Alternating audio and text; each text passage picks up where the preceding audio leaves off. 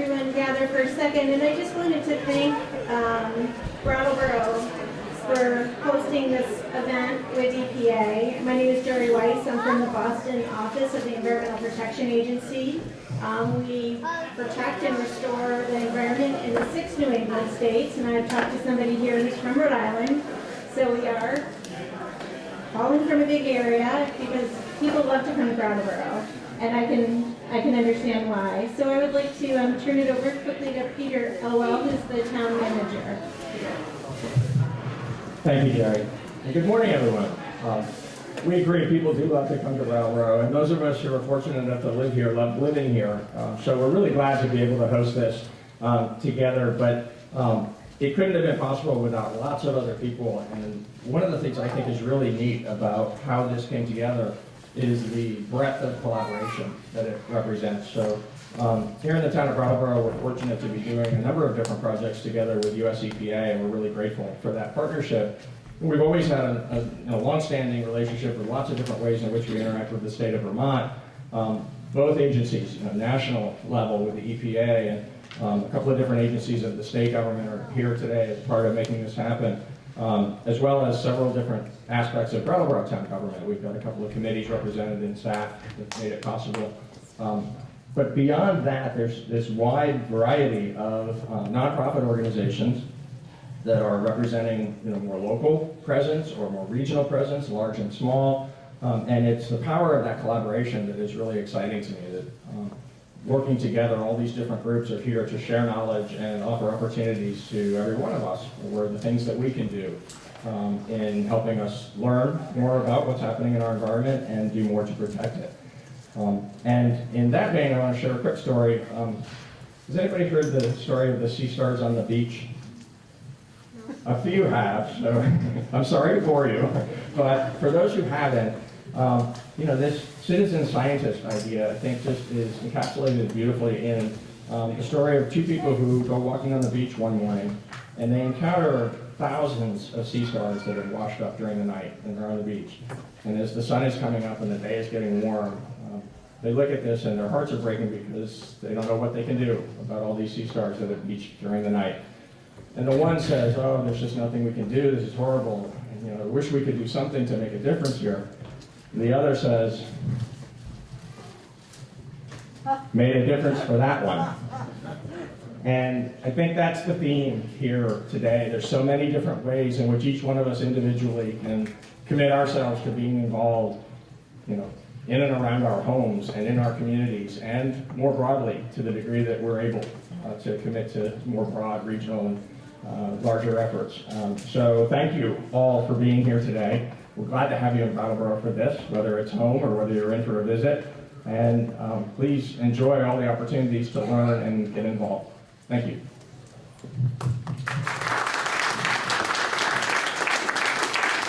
Thanks so much, Peter. So I just thought I would take a moment to talk about how this workshop came about and acknowledge a few people, and also talk about why it came about. So how it came about was last summer, my supervisor, Jane Downing from EPA, asked me if I wanted to participate in the making of a visible difference effort that EPA was undertaking in Brattleboro and work on citizen science. So of course I said yes, but I wasn't exactly sure what that meant, and I was eager to learn. And Jane has been really behind the scenes providing support, her strategic thinking, and cheerleading, and really this couldn't have happened without her. And in order to figure out what citizen science in Brattleboro and Hinsdale meant, I thought, let me ask the people who live here. So I called some people up and asked them if they would be interested, and I got a resounding yes. And let's talk and figure out what this means. And so I really have to thank the steering committee that figured this out and put all the hard work to make this happen.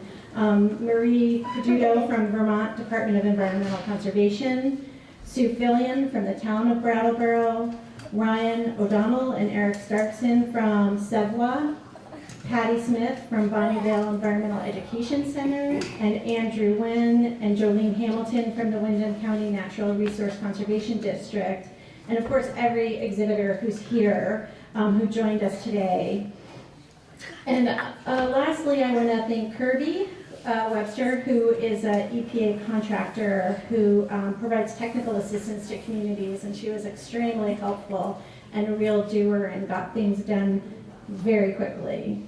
So that was how we were here, and why we're here is because Brattleboro and Hinsdale are 2 of 50 communities that EPA has identified in their national effort called Making a Visible Difference in Communities.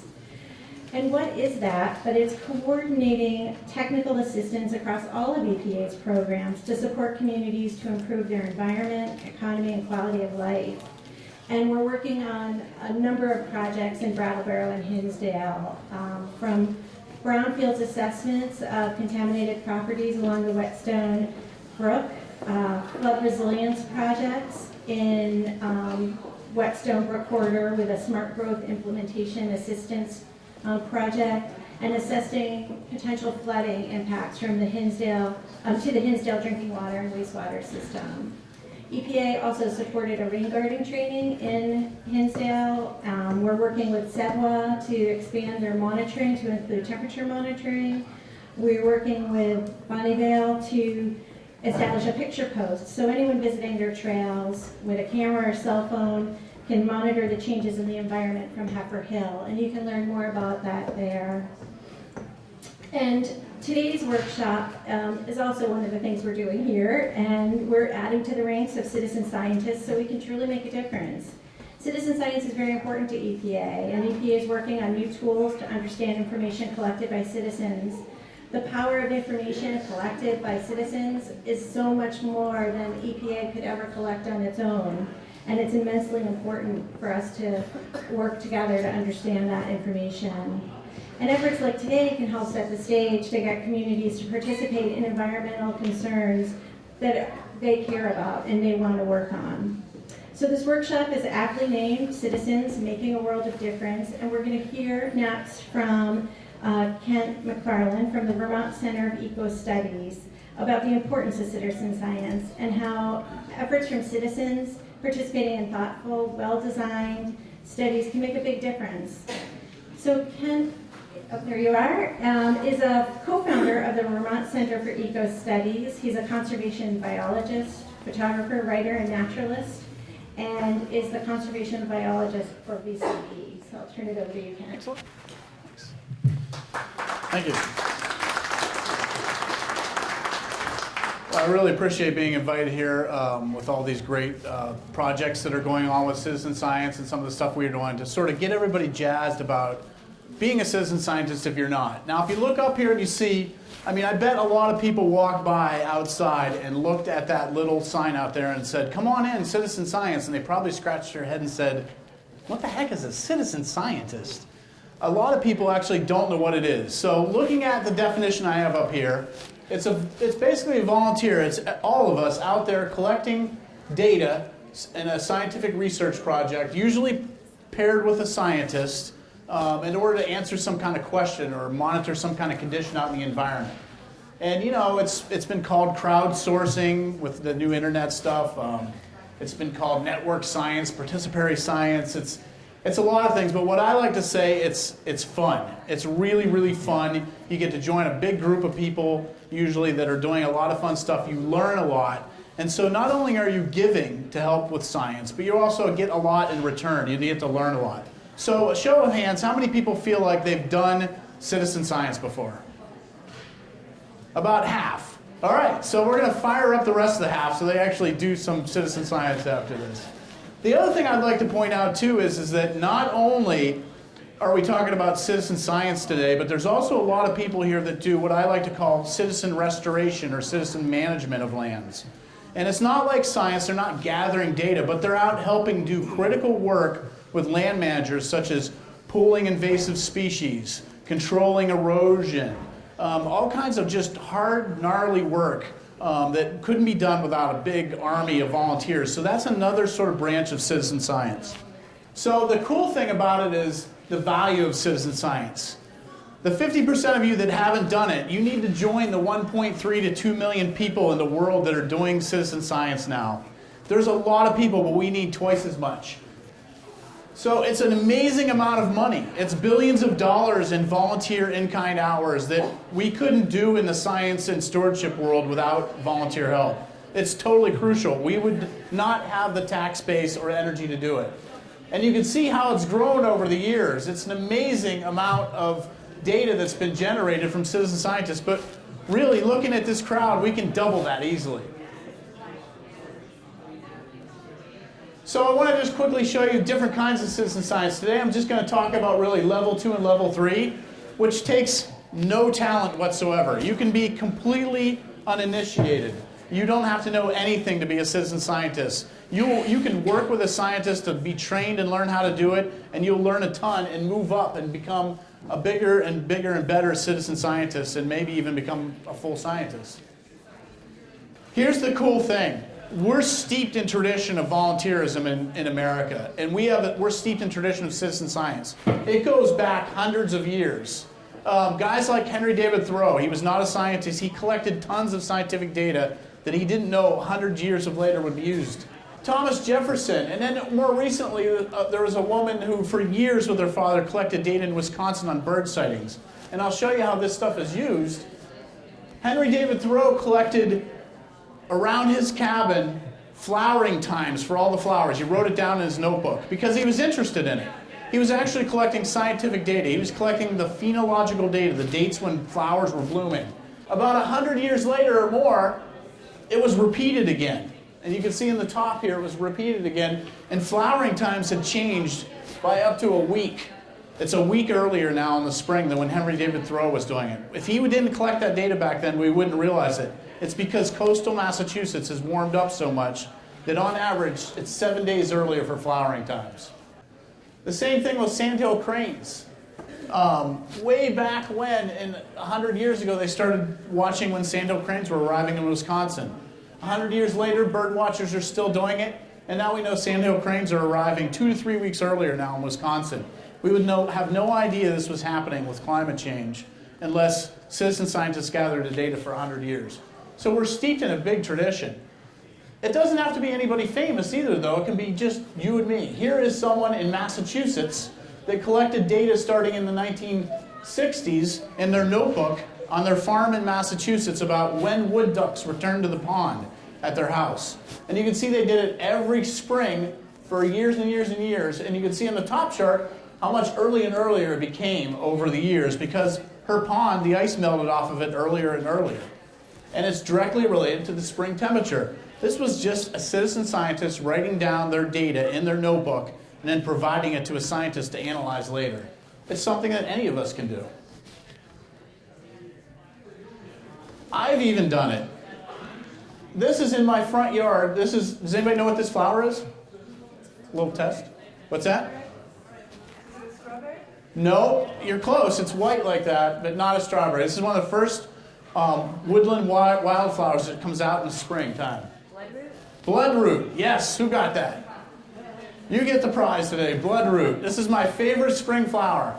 And you can see this is the same plant that I just go out with my iPhone, and every year when it first flowers, I take a picture of it and I put it in a database we have. Anybody can do this. Lots of people are doing it. And you can see that in 2014, it bloomed first on 20th of April. That's my iPhone shot of it. Here's my iPhone shot of the same plant last year. It bloomed on the 19th of April. I don't know if you all remember last year, but it was very cold. And this year, 20 days earlier, it bloomed on April 1st. That's no April Fool's joke. It was 20 days earlier this year that flower bloomed in my little woodlot behind my house. I'm tracking phenology here. I'm doing citizen science right here. I'm following what's going on with wildflower blooming while what's happening with changes in weather and climate. It's really fun and easy to do. And when you start building up a long history, it's really neat. I have a friendship with this plant now. So it's really easy. Anybody can do it. And here's a couple of things that we're doing, and you can learn more about it at our booth. But these are just examples, and there's lots of great stuff happening in this room. But here's an example of Vermont eBird. And you can come back and look at my screen. There's thousands and thousands of bird watchers across the world right now, and you can see it live on my screen. Every time they enter data, you'll see it happen on my screen at my table. But Vermont eBird has been happening for almost 14 years now, and there's hundreds and hundreds of bird watchers across Vermont that are putting their data, as they're just out bird watching on a day like today, into the database that allows us to understand on huge scales, not just Vermont, but world scales, what's happening with bird populations and bird occurrences.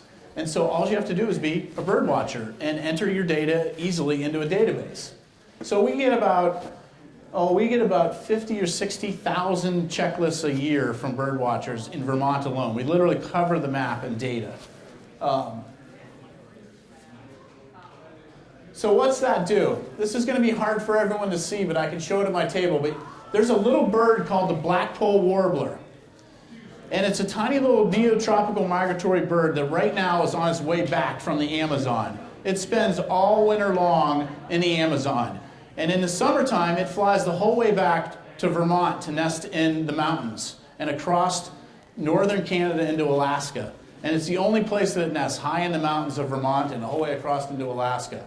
And you can see here, this is the annual cycle. So this dot right here will start in January, and it's going to go across for the whole year. And you'll see these colors come up. It's migrating northward. And then when it's in the summertime, you'll see it's only in specks in the mountains of New England up here. So let's just watch this for a second. Here it comes migrating upwards, keeps going up farther north, and the only way where it's here is in the mountains of Vermont. And then in this fall, it comes back, comes to the coast, and then disappears. Here's the cool thing. This is all data from citizen scientists. These are all bird watchers who saw blackpoll warblers one day and put it in the database so we could figure out how this bird migrates. It migrates the whole way from the Amazon, explodes up through the Mississippi Valley, goes the whole way across to Alaska, and then in the fall, it comes the whole way back across the continent or leaves from the mountains, goes to the coastline of Massachusetts and New Hampshire, where it triples its weight. It becomes like filled with fat. I've caught them in coastal Massachusetts in nets, and it feels like squeezing a sponge. There's so much fat in the bird. And that's its fuel. It takes off and flies straight to the Amazon without stopping. And I've actually put little tiny tags on them on Mount Mansfield once I saw this map and saw what bird watchers were seeing, so I could see what they do after they take off from the coast. They take off at about 10 o'clock at night, and they fly for 78 hours straight without stopping, and they land in South America without stopping. And it's just amazing. And this was all cued in by bird watchers putting their data together, citizen scientists, to figure out this amazing world traveler. I mean, it's such an amazing story that we all together, because we put our data together, uncovered. This actually is even further. This is all the data in eBird from citizen scientists, and each one of these dots represents the center of the range of a bird at that given moment. In other words, each dot is a bird species, and here it is in the winter, coming back from the breeding grounds. These are all the different bird species migrating back down south. And then you'll see, after they winter in the south here, you'll see them all rush back to the north to breed. Again, this is all from bird watchers. This is citizen scientists who poured tons and tons of data into a database so we can figure this out and watch the timing of bird migration of all these species. So this is happening right now. What you're seeing on the map right now going northward, that is what's happening right now. And that's all from bird watchers. And sometimes I get mesmerized watching this. I mean, it's like the tides going in and out. This is the annual cycle of bird migration happening over top of our heads. And once again, it's all uncovered by citizen scientists. Couldn't do this without massive amounts of data from citizen scientists. And now once we have all this kind of data like this, we can start figuring out where the important places are for these birds to start conserving them. So those are some really neat stuff. Let's get a little bit down further to earth. These are some stuff that's happened to me recently in some of the databases I work on. And I'm happy to show you how to use these databases back at my table. But we have this project called the Vermont Atlas of Life. And as you're out hiking, paddling, walking, looking out your window, whatever, you can actually contribute data to this database by taking a picture with your smartphone or any other camera and uploading it to this database. And you'd think like you wouldn't discover something, because we always think like to discover something really interesting, we have to be in like the Amazon or something. We're discovering new things right here in our backyard of Vermont all the time when it comes to biodiversity. And here's two examples. Hard to see on this bright screen because it's a bright sunny day out, but on the left-hand side, There was someone recently who posted a picture of a dragonfly she hit with her car into the database.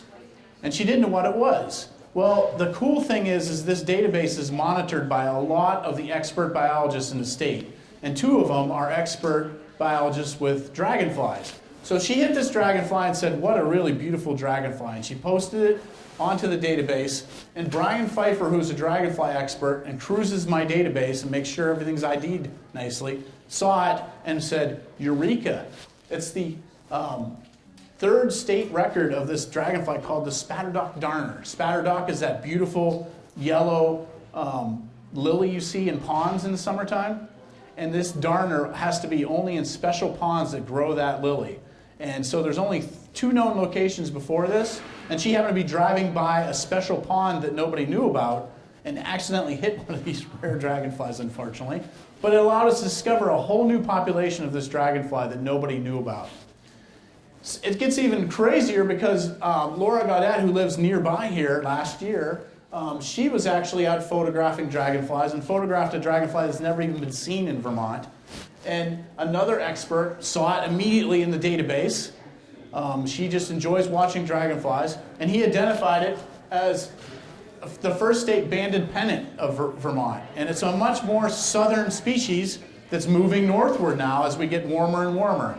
And so these are citizen scientists that didn't even realize they were discovering interesting things, but they were curious enough to be out looking at stuff, taking pictures, and helping provide data. So you don't really, again, have to know that much to really learn a lot. Another example, I know everyone think, driving at night, you see all those moths in your headlamp on your car. There's moths everywhere, and we only really pay attention to the beautiful things. Like, who has a favorite moth in here? What is it? I knew it. Yeah, that's the answer every time. Luna moth, right, exactly. If you've never seen a Luna moth, these are those big lime green moths that come out in the summertime in June that come to your light if you leave your light on in your porch overnight. They're huge. They're beautiful. They're amazing. The lime green, it makes you want to cry. It's so beautiful. It's amazing. But it turns out there's about 2,000 species of moths in Vermont. That's just one of them. And it turns out we don't know a whole lot about some of these moths. Some of them are really bad pests, but some of them aren't. So they all feed the songbirds. They're really important food. But just by using citizen scientists who hang a black light, a little blue light, up in their porch and photograph moths over the last couple of years and put them in a database, we've been able to identify 63 new species of moths in Vermont already. That's just your backyard. That's on your porch. And these are people that don't know a whole lot about moths. They just think they're beautiful, and they want to photograph them when they come to their light. So if you're really into the Boston Red Sox, right? There's no Yankee fans here, right? Good. What you do is you turn the Boston Red Sox on in the evening on your radio. You hang your light out on the porch out back. You get to listen to the Red Sox and photograph moths. I mean, is that nirvana or what? That is citizen science at its best. Absolutely. Yeah, my wife thinks I'm crazy. And finally, just to show you can do anything, here's another project that we have that Bonnie Vales is helping with and has helped with. And that is, this is a treasure hunt. Again, you need no real experience to do this treasure hunt. It's going to a database like this online, and each dot represents where we think a vernal pool is. Who knows what a vernal pool is? So who wants to give us a definition of a vernal pool? Who's got it? Somebody. Oh, everyone got shy. Everyone's like, I know what a vernal pool is, but I don't want to tell anybody. All right, a vernal pool, since most people know what a vernal pool is, you raise your hand when I get it wrong. But a vernal pool is vernal, springtime. It's usually small pools in the woods. They fill up in the fall, and then in the springtime, they have lots of water from the snow melt, too. And we have salamanders and frogs and fairy shrimp, a whole bunch of species that rely on these little pools to breed in because they don't have fish in them. Because come July or so, they dry out. So fish can't live in these ponds, but things that can breed fast, like frogs, salamanders, and little tiny fairy shrimp, can breed in them. And they're scattered all over the place in the woods, but unfortunately, they're not covered by very many regulations when it comes to wetlands, although they're really important wetlands for a lot of critters. And so the idea is if we can identify where they are and inform landowners, it'll help protect them. They're really small. They're often they can be as small as half the size of this room here. And so it's often really easy to protect them. It's not a big deal if you know that they're not just a wicked big puddle, that they're actually really important. As a side note, if you go and find these vernal pools, they have fairy shrimp in them. And if you ever, this is where I test how old you are, but on the back of the comic books, they used to have this thing like, what are your sea monkeys now? The sea monkeys that you used to get dried up in a package, those are fairy shrimp. You'd put them in the water and then they'd come back to life. They'd hatch out of their little eggs. Fairy shrimp are those little sea monkeys you used to see in the thing. So they're tiny little shrimp that occur in these pools. Really neat. So what we have for citizen scientists to do, again, all you need to do is be able to walk in the woods, is we have a map online of where all the vernal pools are that we think, whether we see from aerial imagery, satellite imagery, where we think the pools are. So sometimes when we're looking at that stuff on a computer and we map these pools out, if you go to the pool that we think is, you get there and you find out it's like a '56 Chevy rotting in the woods because it looked like a vernal pool from aerial photos. So what we do is we have citizen scientists right now going out like mad on basically a wild chase to find out if they can find the vernal pool in the woods and identify and make sure that it really is a vernal pool and how big it is and what's living in it. So it's a really fun project to go on sort of a crazy walk in the woods to try to find things. So there's lots of stuff like this to do.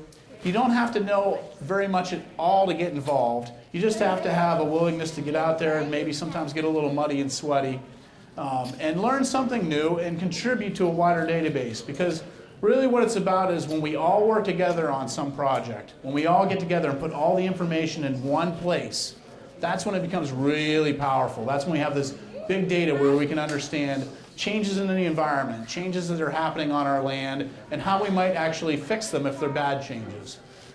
So only together as citizen science can we get all this stuff done and learn together and care about the environment around us. And so I encourage everyone to pick something as hard or easy as you can do and dive in head first and really experience it. And your opportunity today is to go around all these tables and find some fun things that you want to get involved with. And with that, I thank you, and I'll be around. I'm happy to talk citizen science and nature as much as you want. I appreciate it. Thanks.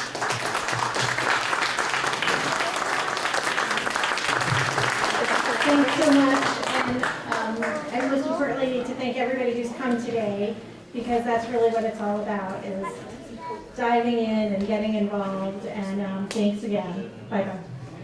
Tell us about what you're doing. Sure. Hi, I'm Marie Levent-Caduto. I'm with the Vermont Department of Environmental Conservation, and I work as a watershed coordinator, basically working on rivers, lakes, streams, and ponds.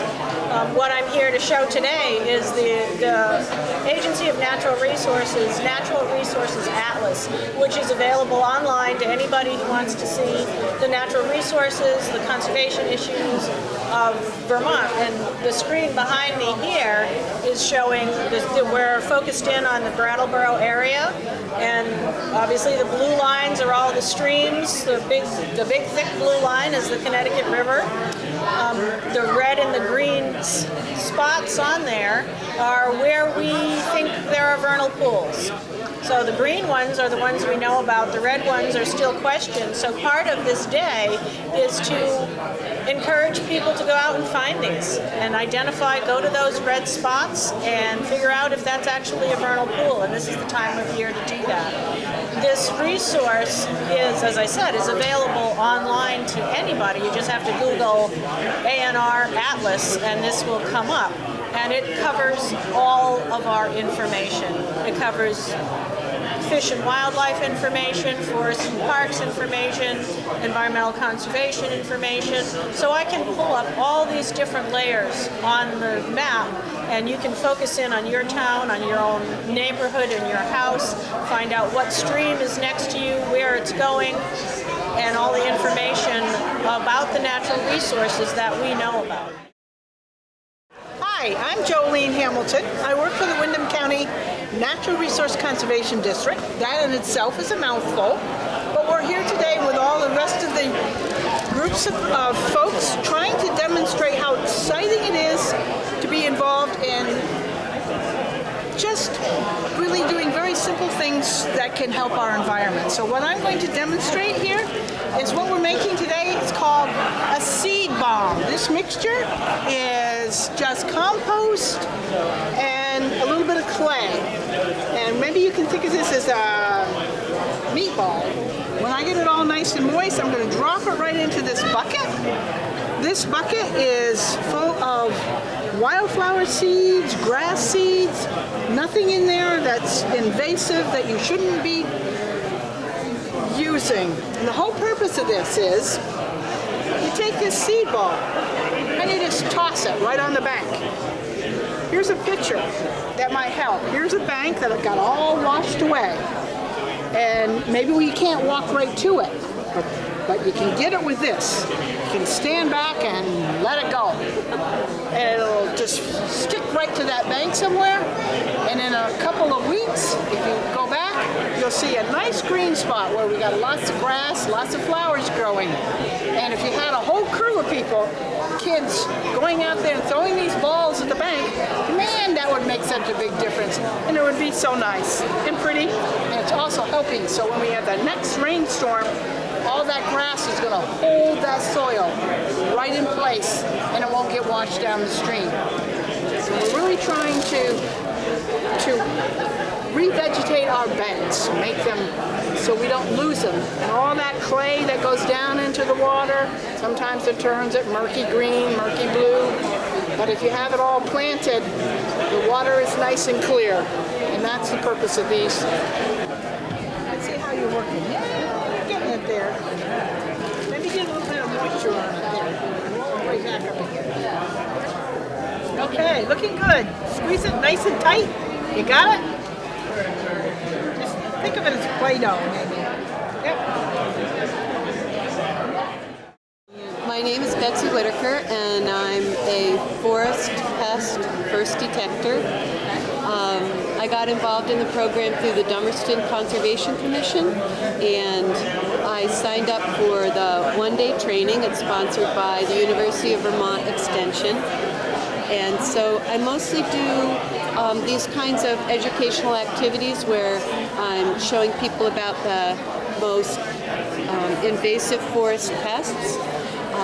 But I'm also available if someone finds one to help identify it and to connect them with whoever needs to know about it.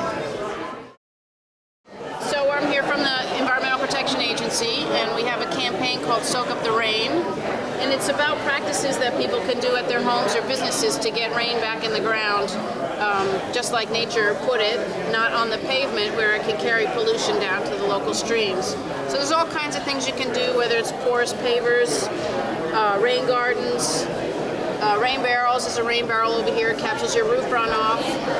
So it's a pretty simple concept of just getting the water back in the ground. Good morning, I'm Peter Gaskell from the Conservation Commission here in Brattleboro, and one of our projects involves trails, making people aware of trail and hiking opportunities in town, as well as trying to expand the trails. Brattleboro does not have a lot of public land, so we need to work with private property owners and such to expand.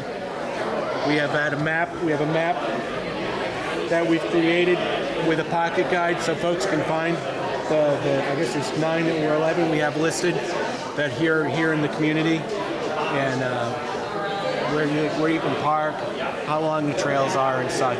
The trail map's available primarily at the town clerk's office and planning services at the municipal center. We do distribute them to a lot of the businesses, so people have access to them. My name is Bill McKinnon. I'm the chairman of the Brattleboro Tree Advisory Board. We're a local volunteer organization that basically plants, maintains, cares for, and advises on trees in town. We've planted last year over 400 trees over the last 30 years, most of them street trees throughout Brattleboro. We've planted everything from locusts to ashes to maples. We even have some ginkgos planted in the south end of town. And a big part of what our work is just helping be advocates for the trees, volunteer Loraxes. If you're looking to volunteer as a Lorax, this is the board to do it with. We're currently looking for volunteers for our Vermont Arbor Day tree planting. It'll be on Flat Street on April 29th, and reach out to us through our contact information and get involved. My name is Steve Schreiner. I'm with the Brattleboro Conservation Commission. And one of our initiatives is to develop citizen work around invasives. And part of that is the mapping piece, mapping invasives in the area so that we can develop strategies for controlling them. And also developing neighborhood projects for actual invasive removal and control. We see that as a way to really attack this really severe problem in our community. So we're looking for volunteers. Hi, I'm Ryan O'Donnell, and I'm the Water Quality Monitoring Coordinator for the Southeastern Vermont Watershed Alliance. And the big program that I'm involved with that we do is our Volunteer Water Quality Monitoring Program. And we have volunteers collect samples during the summer in the Whetstone Brook Watershed, the West River Watershed, the Sackett's Brook Watershed, the Saxtons River Watershed, and the Williams River Watershed. So we are all over southeastern Vermont. And we take samples to test for E. coli, which tells you how safe it is to swim in the water. And those go up almost immediately on our Facebook, on Brattleboro, on the Connecticut River Watershed Council's website. We also test for phosphorus and nitrogen, which are sometimes caused by runoff from farms and yards. And we test for turbidity, which is how cloudy the water is, and conductivity, which is how salty the water is. So we learn a lot about a lot of the rivers around here. Our new program that we're starting this summer through a partnership with the EPA is we're doing a stream temperature monitoring project on the Whetstone Brook in Brattleboro. So we're always looking for volunteers. We need some new volunteers here in Brattleboro to help with this new temperature monitoring project. And then like I said, our area is pretty huge. We definitely have use for volunteers all over southeastern Vermont. So my name is Don Salvatore. I work at the Museum of Science in Boston, and I run a project called Firefly Watch. It's a citizen science project where people count fireflies in their backyard and send us the data. How many fireflies are they seeing? Information about the temperature, climate that they're out, information about what they do in their backyard, how it might affect fireflies. So we're looking for as many people as possible to join Firefly Watch, count fireflies, and help us learn more about them. So one of the good things about Firefly Watch is if fireflies disappear, people notice. If other types of things disappear, they might not notice. For instance, if a crane fly disappears and we have no more crane flies, who would notice that? But if fireflies do, people stand up and notice and they become concerned. So Firefly Watch is a great way to get to people to talk about environmental issues. Interested in participating, helping us count fireflies in your backyard, just do a search for Firefly Watch and you'll come to the site, and that will tell you all you need to know about how to sign up online, add your information, and start counting fireflies and helping us learn about them. So I'm Patty Smith. I work at the Bonnievale Environmental Education Center, and Jan is one of the people that helps us with our Salamander Crossing Brigade projects.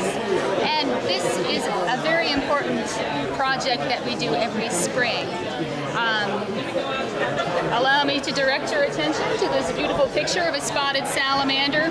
There are a number of amphibians that live around here who spend most of their lives under the soil or in the leaf litter in the forest. But in the spring, they migrate to vernal pools, breeding habitat. And these are the pools that they've been using for hundreds or thousands of years. And yet today, very often to get from the forest to the pools, they have to cross roads. And there is growing evidence that these amphibians may disappear completely if we don't somehow at least decrease the mortality on those roads. So we encourage people to sign up at beak.org, be prepared on rainy nights to put on their reflective vests and their raincoats, and very important to have a bright flashlight, reflective lights. Visit beak.org and you can arrange to pick up signs for your site. And we also collect data so we know where they're crossing, when they're crossing, and which sites need the most volunteers.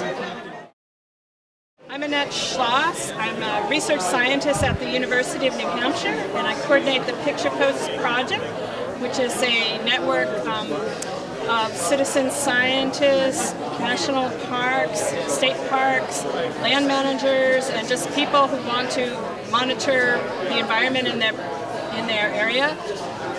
So Picture Post is a project where people can install a platform to take repeat digital photographs of the landscape of an object or plants or lake, pond, anything that's of interest of them that they want to see change over time.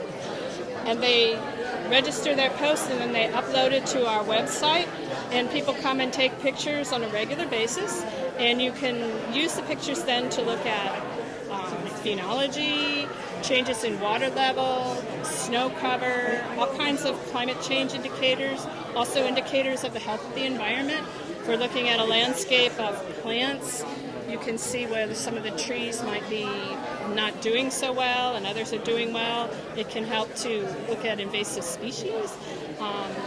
We have a grade school in New Hampshire that's using it to look at actually the shadows between buildings to look at sun angle and do some kind of physics with it.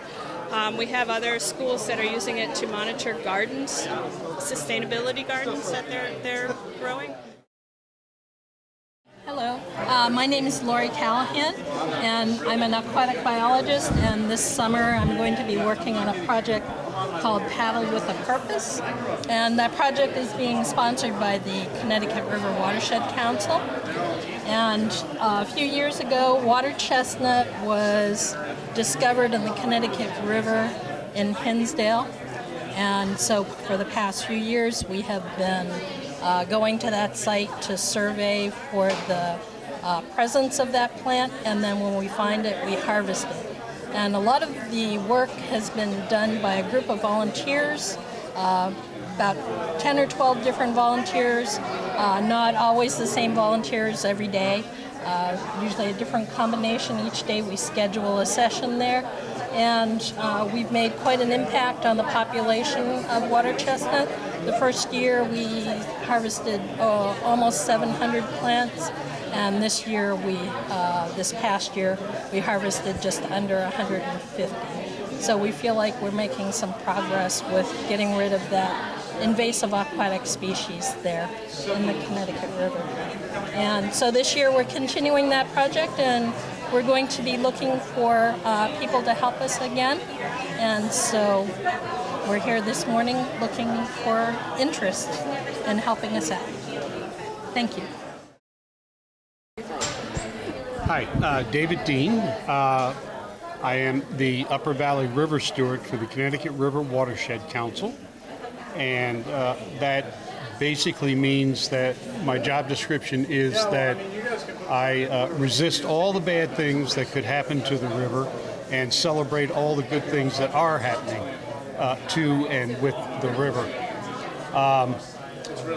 In terms of citizen science, which is what today's about, we have a couple of programs that we rely on volunteers in order to be able to do. Our Source to Sea cleanup, which involves as many as 2,500 volunteers in all four of the watershed states, Vermont, New Hampshire, Massachusetts, and Connecticut. This year it's September 25th, and we pull as many as 50 tons of trash out of the river in a year's period of time. It's not exactly science, but it is volunteers and getting them on the river and getting them involved. The other thing that I might mention quickly is what we call Sample Palooza. The pollutant, the nutrient of concern is nitrogen. So Sample Palooza, 55 sites throughout the watershed, both the main stem and tributaries, all on the same day, in order to identify the places where nitrogen's coming from and how it level is down the river as you get towards Long Island Sound. We also have an ongoing E. coli monitoring project, and we're always looking for volunteers to go out take water samples. We work in conjunction with the Southeastern Vermont Watershed Association. We have, I think, 160 different sites between the Wells River, which is well north of here, and the Millers River, which is south of here. And we post it, what we find on the internet, so that you can go up to ConnecticutRiver.us, and there's a tab that says, "Is it clean?" And we post our findings there so people who are using the river in a recreational way know whether or not the water has any problems at all with coliform or E. coli. So, and we're always looking for volunteers to be out there getting water samples. So my name is Ken McFarland. I'm from the Vermont Center for Eco Studies, and I'm a conservation biologist, but I use a lot of volunteers in my work at VCE. And one of the biggest projects we have is called the Vermont Atlas of Life. And it really is an umbrella project that encompasses a lot of citizen science volunteer projects, including Vermont eBird, which is an online database site for all bird watchers in Vermont and beyond to add their data to it as they're out bird watching, which allows us to monitor bird populations and changes in bird populations. We have eButterfly, which is the very same thing, but it's for people that love to watch butterflies or Butterfly Garden, and put all the information and the pictures of butterflies that they take into this online database so that we, again, can use it for science and conservation. And then we have another project called iNaturalist Vermont, which is also an amazing online database with hundreds and hundreds of users across Vermont and beyond that allows you to go for a hike in the woods, looking at animals in your backyard and plants, and taking all those pictures you take with your iPhone or your Android phone or your regular camera and uploading them to this database and sharing with scientists and other citizen scientists. So it's a great way to enjoy nature yourself, but to contribute to a greater project on biodiversity conservation in Vermont and beyond. My name is John Quinlan. I'm a meteorologist with the National Weather Service in Albany. I'm here today promoting CocoRAS, the Community Collaborative Rain, Hail, and Snow Network. And I know it's a mouthful, but it's a series of volunteer observers who take daily measurements of precipitation, that being rain, hail, and snow. They do it using low-cost equipment, such as the rain gauge, which I have right here. This rain gauge actually can hold up to 11 inches of rainfall. It's graduated in hundredths of an inch in the inner cylinder. It consists of a funnel, an inner tube, and an outer cylinder. And the way this works is the rain gauge here, the inner tube holds up to 1 inch of rain. If you get up to 1 inch of rain, you carefully remove it from the outer tube, pour it out, write down how much you've measured, then pour it back in as many times as you need to empty the outer tube. That gives you the amount of rainfall that you've had. So then you report to CocoRAS once a day between 5 a.m. and 9 a.m. using a login and a user ID which they provide you. And that's pretty much all there is to it. We encourage people to volunteer because we always need new observers. And we find that people participate in the program, then they tend to drop off after several years. So we always need new observers to replace them.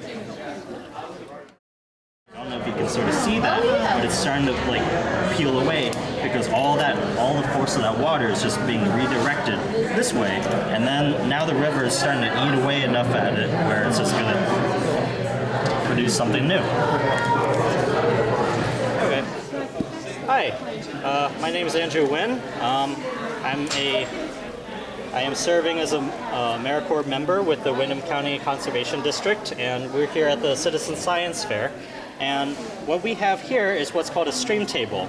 And it's a tool that is meant to demonstrate exactly how rivers change landscapes over time.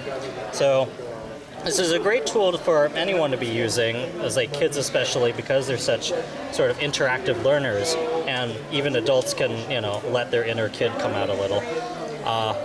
And using this tool, they can definitely see how over time, rivers, which is basically just water rolling downhill across a landscape, can change that landscape dramatically, pretty quickly. And this is a great way for us to demonstrate the importance of understanding river dynamics and as a way to better plan for future extreme storm events. So basically, if you build up the embankment further up, they get slammed down here with a faster water? A little bit, yeah, because the water still needs to move somewhere. Right. And so if it's not going to go, and like I was saying before, the water will find the path of least resistance, and it's clearly not the armoring. And so it's going to go in a completely different direction. And then that's what leads to problems downstream.